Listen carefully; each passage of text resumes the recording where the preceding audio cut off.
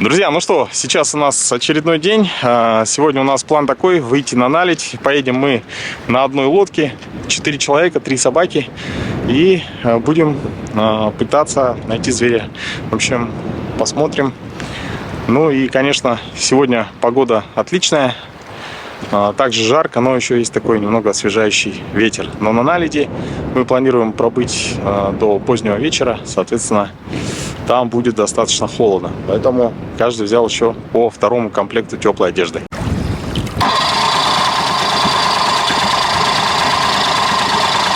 Так, грушей. Подработай грушей. Плотно? Угу. Все, давай.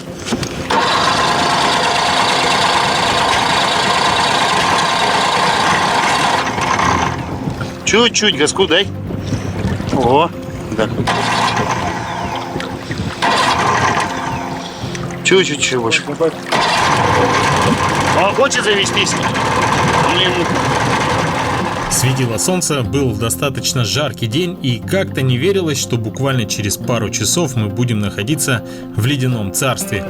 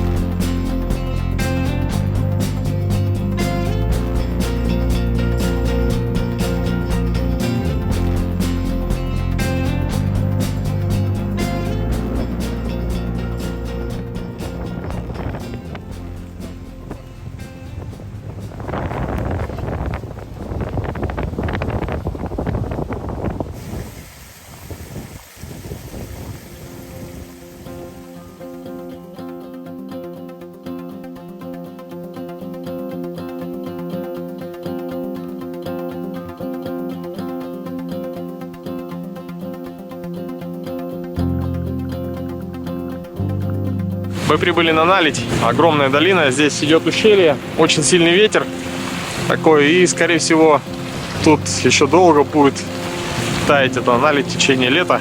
Ну, конечно, красота неописуемая, сочетание летних цветов с зимними пейзажами, конечно, завораживает.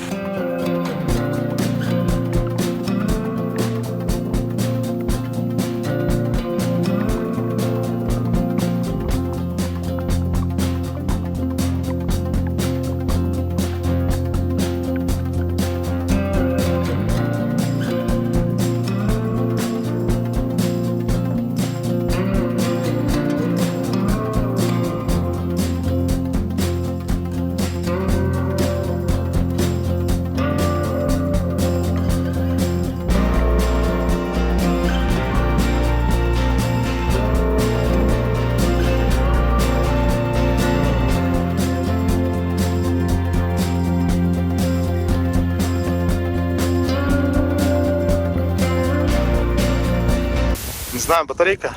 В общем, у нас форс-мажор. Хотел поснимать красивые кадры. Коптер. Там есть у меня пара старых батарей.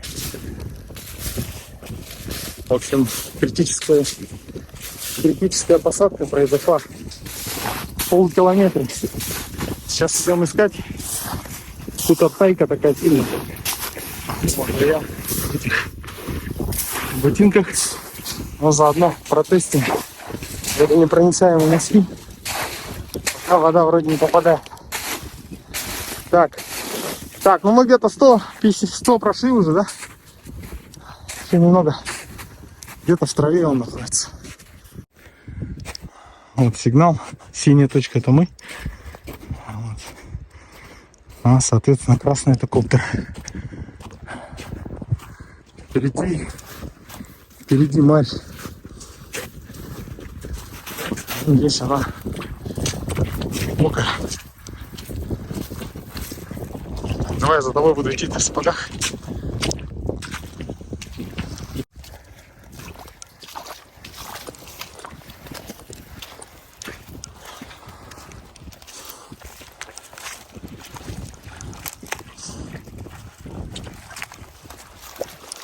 С нами буран. 1/3 прошли. Вода холодная. Через ботинки ощущается.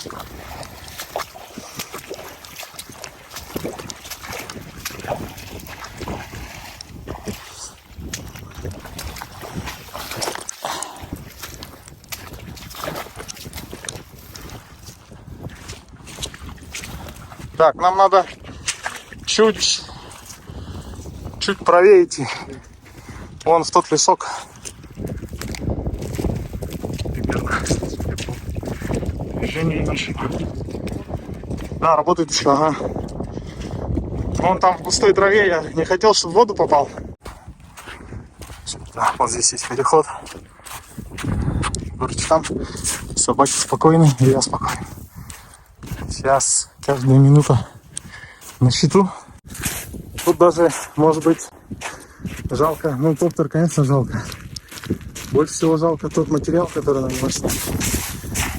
Это долина, которая с наледью. Прямо хотел показать. Так, батарейка. Причем обычно он работает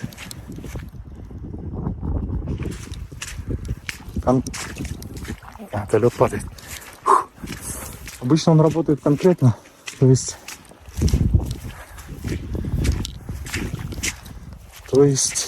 показывает, сколько осталось заряда и так далее. Но в этот момент что-то он прям конкретно сразу, без всяких признаков. Было такое пару раз. Тут, думал, уже прошел. Это было зимой.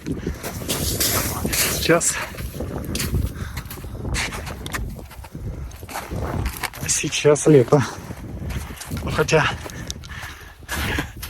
летом не назовешь, да? Еще одна река. Еще один рукав. Я туда перейду. Поближе.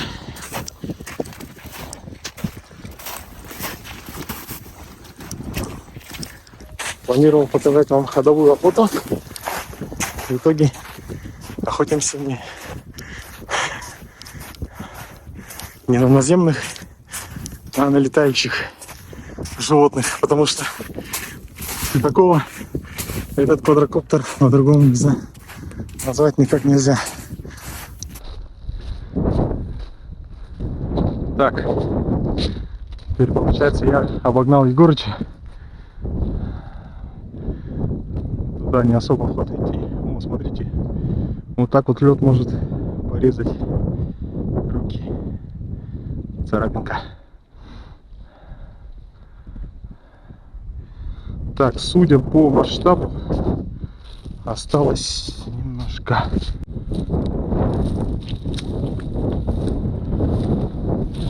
Так, где-то близко. Это близко. Метров 50, даже меньше.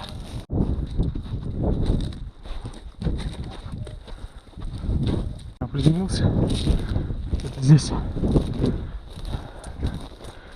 А, вот озеро. Вот. Да. Вот это я видел. Значит, где-то там.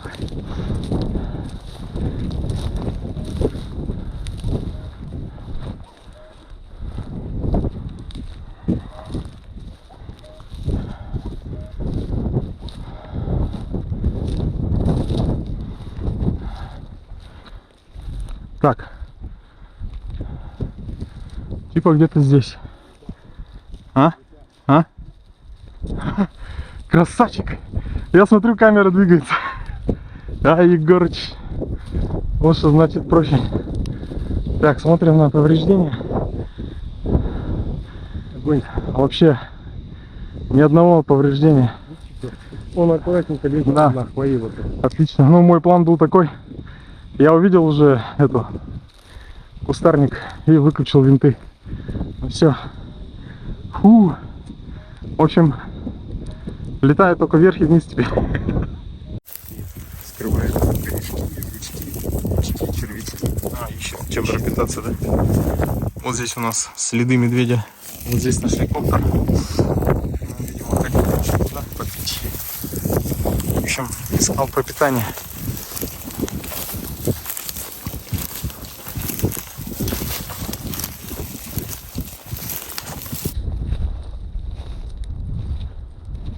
Да, страшновато. По-моему, там больше выше колена. Все нормально? Нормально? Ну пошли, погнали.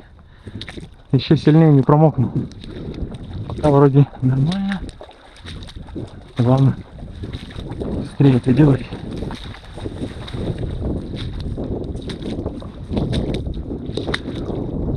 О, капец. Ух ты!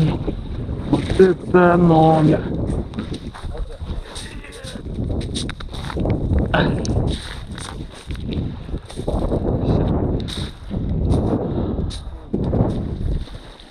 Давай, давай, давай. Давай. О, молодец. Сначала как человеку руку подал. За шкирку.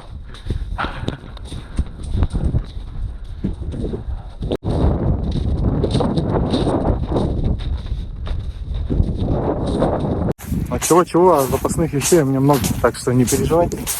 Там и зимние штаны, и ботинки от Синтрейл. В общем, нормально. Все как новый. Не.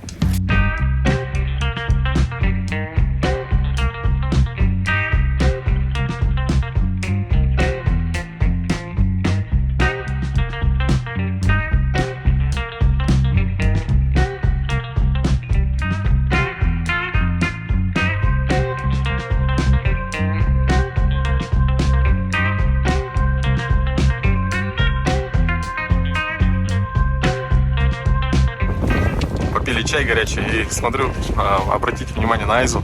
Собака, любящая комфорт, любит тепло. Молодец, и села на сон. После удачного обнаружения дрона мы разделились на две группы и отправились на поиски медведя. Напомню, что это было еще одной целью нашей поездки, помимо теста прямоточного водомета и лодки. Айза продолжала привлекать к себе внимание. В этот раз ей пришлось немного подсобить, чтобы она могла взобраться на наледь и пойти со своим хозяином.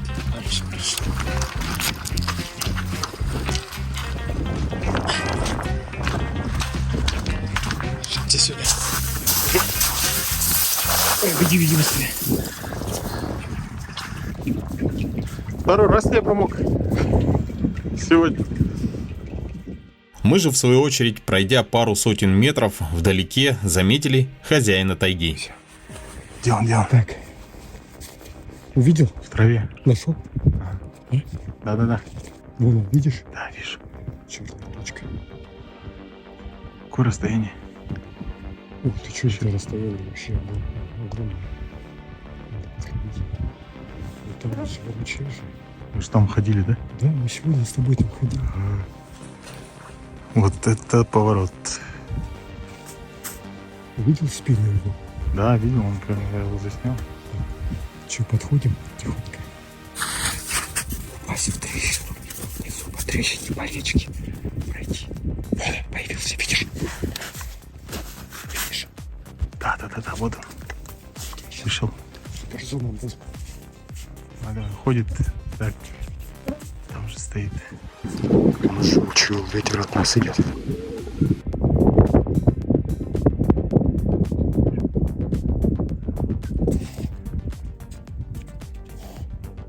Вообще сейчас хорошо видно. Пошли.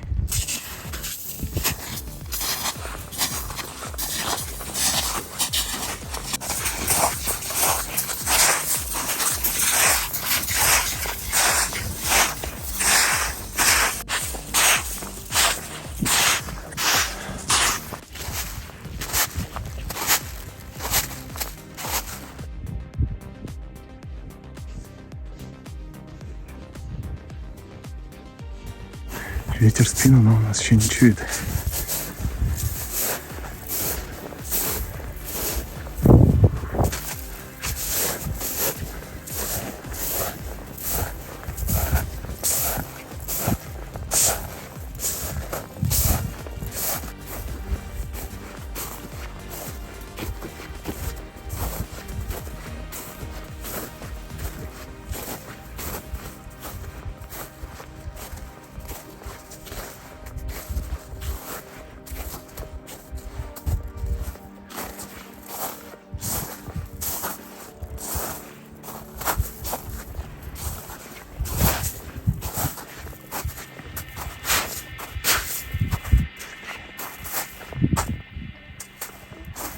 Огромный медведь.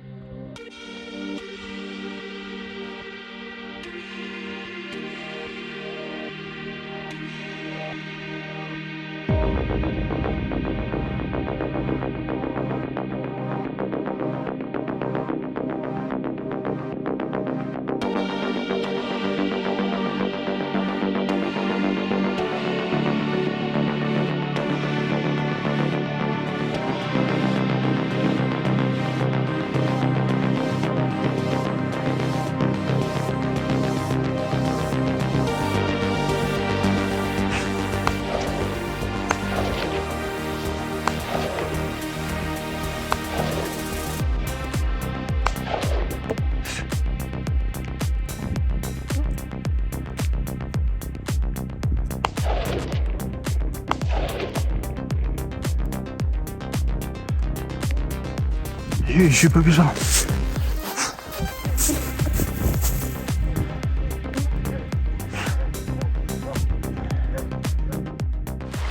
Ну что, друзья, хотелось бы поблагодарить эту местность за ту неповторимую красоту, за дары Байная. Ну и, конечно же, я думаю, эти виды запомнятся надолго. Всегда меня удивляет, когда можно увидеть снег в летний период. То есть ледники, наледи, булус. Это все как бы такое поражает воображение. По пути сюда вот этот прямоток показал себя, ну, как бы есть скоростные характеристики, да, достаточно, на мой взгляд, хорошие, потому что загрузка лодки была большая. Но в целом есть такой минус в плане прожорливости. То есть расход, мы считали, идет где-то около 0,8-0,7 литров на километр. Вот. И исходя из этого расчета, мы взяли определенное количество, там, по-моему, так, 30-ка и 20-ка. В общем, 50 литров взяли сюда. Учитывая то, что лодка будет полегче, то есть она будет без вещей, будем только мы находиться в ней. Но в целом сейчас у нас осталось достаточно мало топлива, поэтому принято решение часть пути идти сплавом, а водометом пользоваться только в определенных местах, где нужно маневрировать. Вот. Ну, хорошо, что мы в верховьях, и, соответственно, нет таких серьезных порогов и так далее. Там достаточно такое спокойное течение, но в то же время быстрое. В общем, сегодняшний день еще не заканчивается. Сейчас 11 часов и белые ночи. Здесь еще ночи еще белее. Как видите, здесь и луна, и закат. Солнце еще даже, ну, как бы освещает, дает свой свет. Я оглядываюсь по сторонам, потому что хотелось бы запомнить это место. Оно действительно красивое.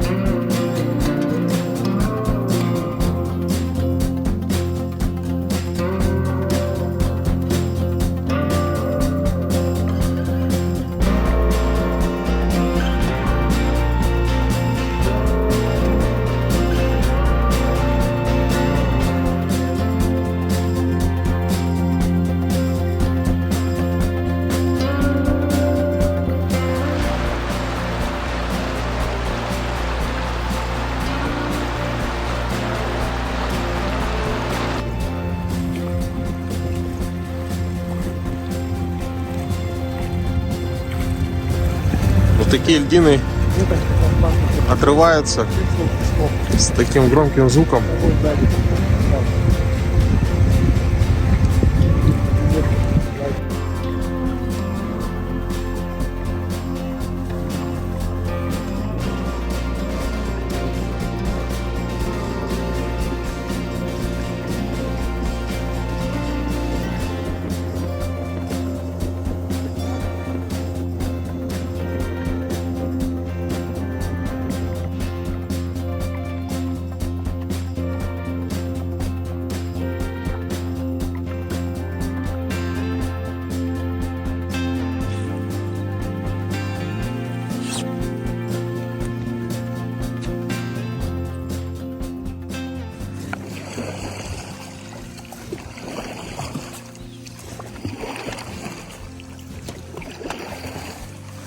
До лагеря нам сколько?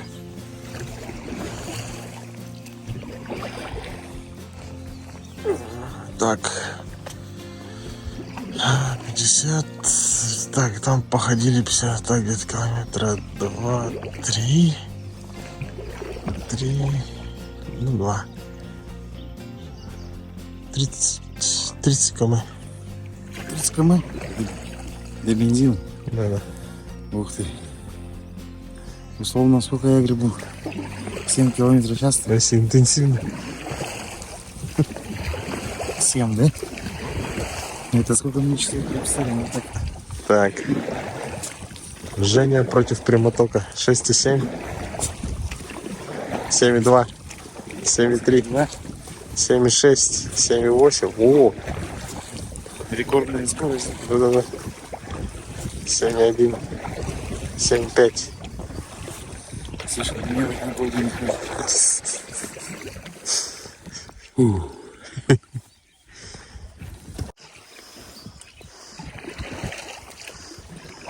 Если, короче, мы по очереди 4 минут по 5 будем. Теоретически.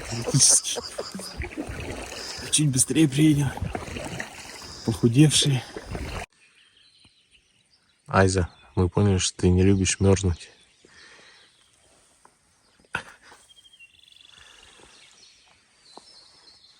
Ну, вообще подумал. Ты как легла еще.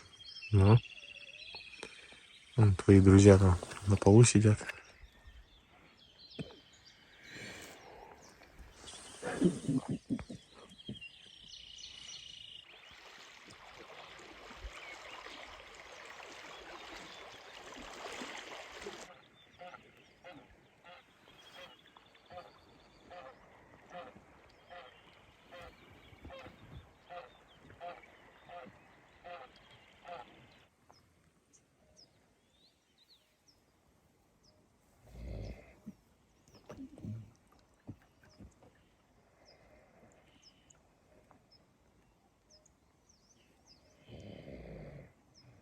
Так, ну что, мы сплавляемся, экономим бензин. Я не помню. В общем, сейчас у нас остается где-то около 6 литров и около 9 километров до лагеря. Сейчас попробуем пойти на моторе.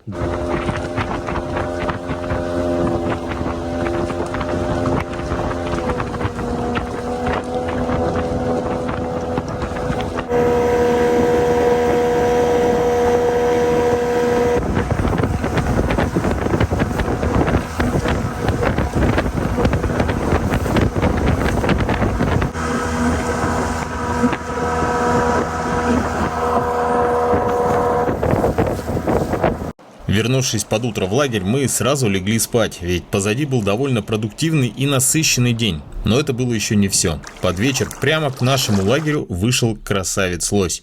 Он размеренно и неторопливо переходил реку, настолько неторопливо, что я даже успел запустить дрон и запечатлеть его.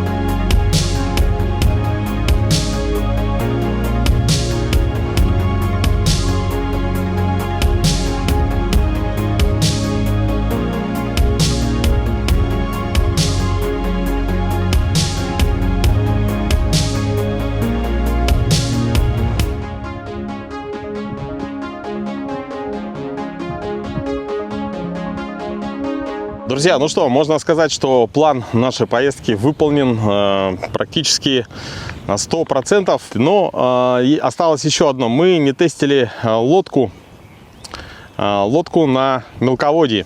Комплект, который мы тестим в этой поездке, это, конечно, в первую очередь прямоток GVO, который в прошлом году проходил испытания. Ну и сейчас у нас появилась возможность испытать его, так сказать, на себе. Но есть еще, соответственно, лодка GT480 компании Sea Brewer. И, как вы видите, река, она сейчас полноводная. Но вот наше место лагеря, и вот за моей спиной есть хороший мелководный приток, по которому мы сейчас попробуем протестировать эту лодку. Ну что, я думаю, будет очень интересно. Так, ну что, GT480 Sea Brewer штурмует мелководный.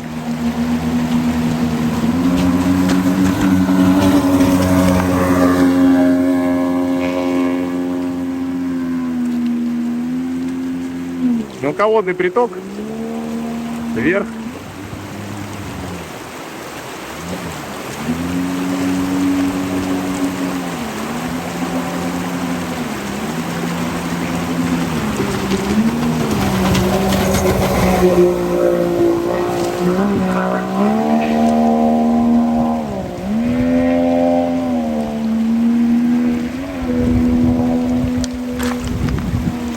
Основное течение.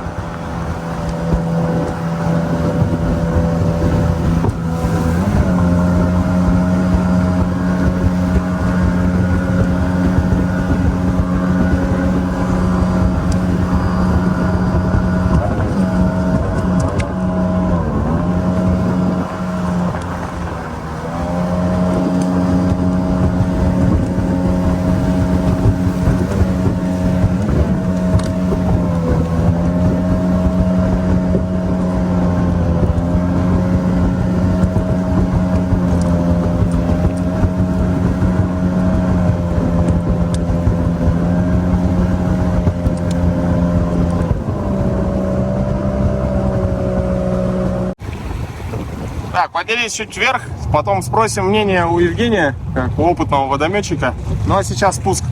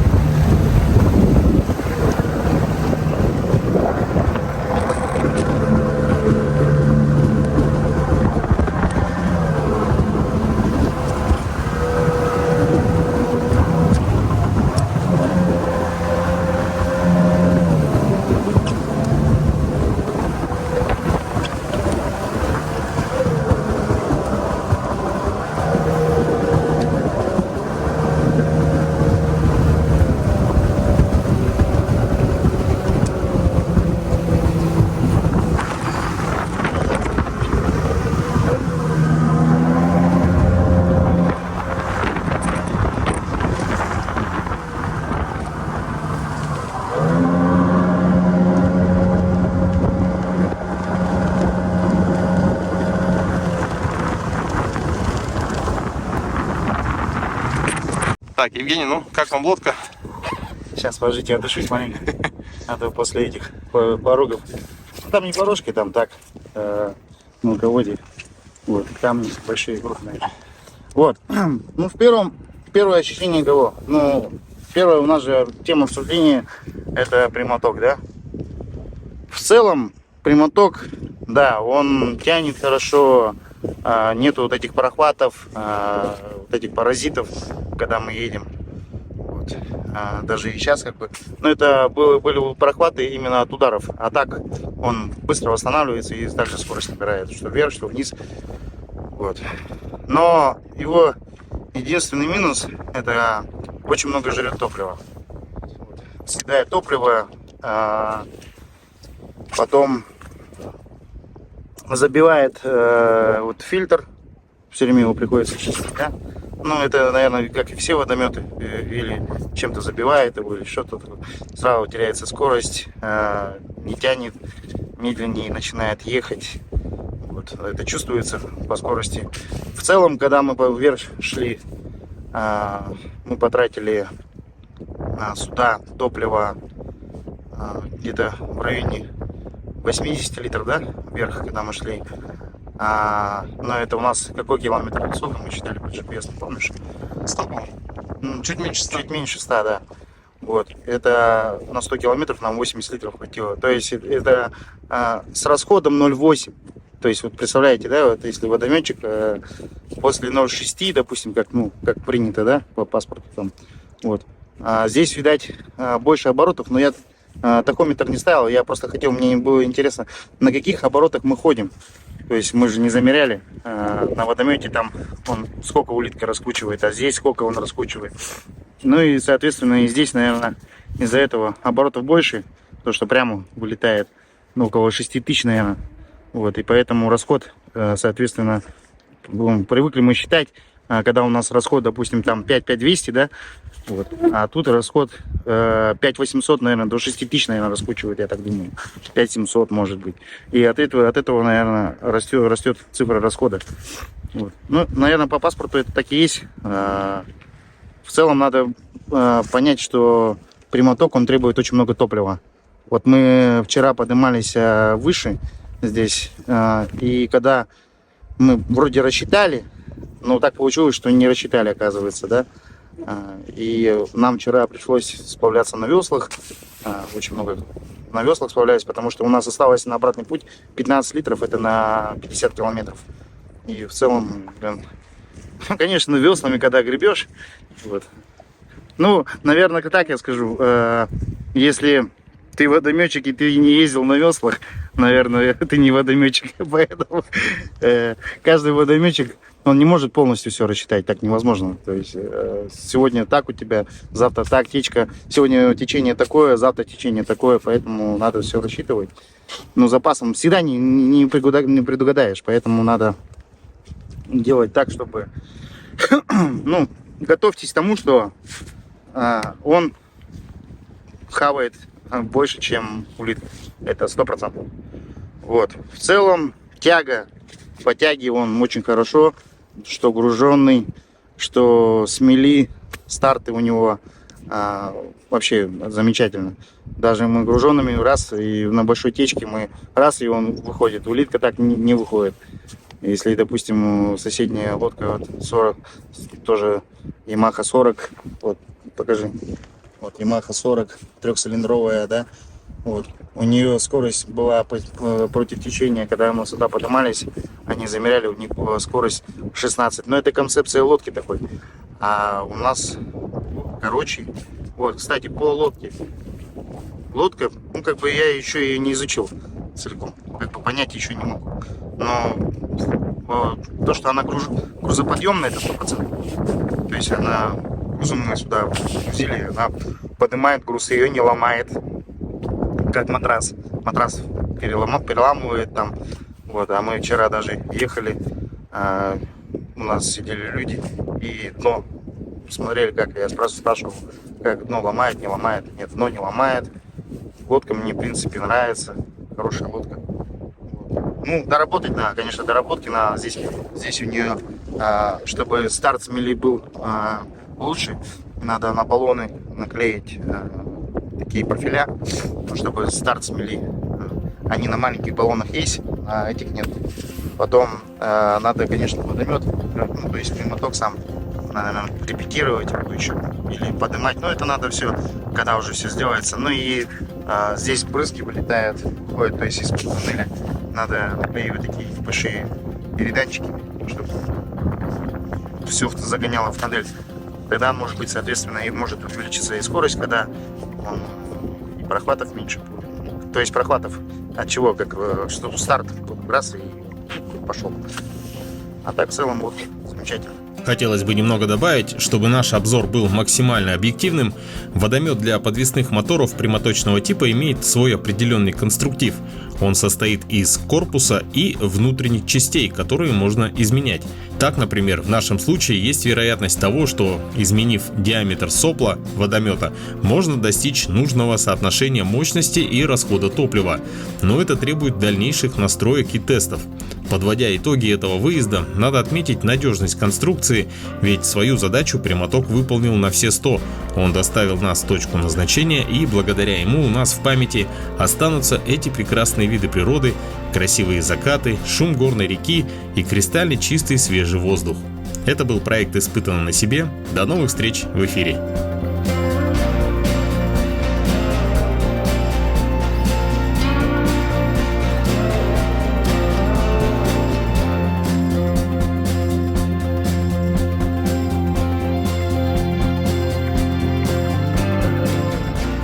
Так, ну что, наш лагерь находился вот здесь. Помимо того, что мы складывали мусор в пакет, еще и после сбора лагеря мелкий мусор тоже собрал. Вот наш мусор весь за эти дни. Мы его выбросим уже непосредственно в городе.